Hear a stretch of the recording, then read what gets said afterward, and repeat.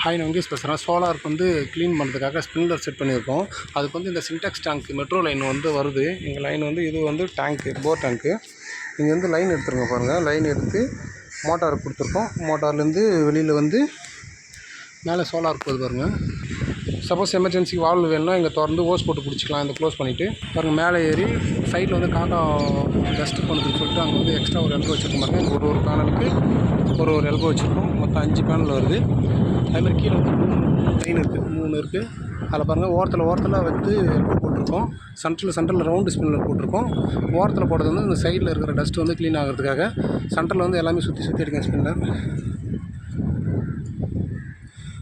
இதை பாருங்கள், கடைசி பேனலுக்கு வந்து எல்போ மாதிரி போட்டிருக்கோம். ஃபுல்லாக வந்து கவர் ஆகுறதுக்காக பாருங்கள். எல்லாமே ஃபுல்லாக பேனல் கவர் ஆகுது பாருங்கள். மொத்தமே பேனல் கவர் ஆகிடுச்சு.